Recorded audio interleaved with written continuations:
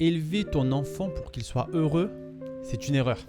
Alors oui, je sais que tu es en train de te dire, mais ce gars-là, qu'est-ce qu'il est en train de me raconter? Mais continue à regarder la vidéo et tu verras que ce que je dis a du sens. Parce que si ton but, c'est que ton enfant ait toujours un sourire sur les lèvres, tu pourrais, et ça sans même le vouloir, l'entraîner tout droit vers une crise de nerfs.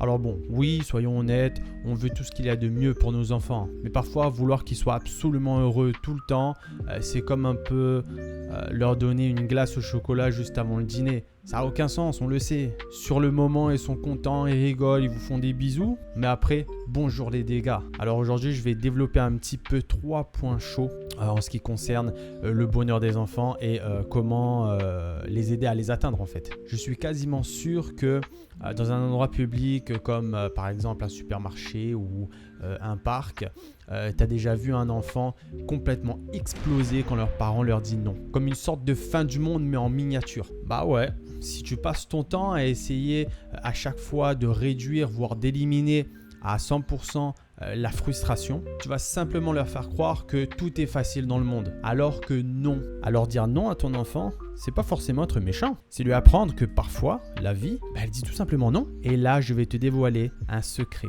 Et devine quoi? Il survivra à ce non. Alors le point chaud numéro 2, j'appelle ça le bonheur à tout prix. Si ton objectif principal, c'est de rendre ton enfant heureux tout le temps et à tout prix, à mon avis, tu risques de lui poser de sacrés problèmes. Il ne saura plus être heureux par lui-même, tout dépendra des autres ou même pire, tout dépendra de toi. Et là, tu te retrouves à 40 ans avec ton enfant qui t'appelle. Pourquoi? Parce qu'il n'a pas eu par exemple un like sur son dernier post Instagram.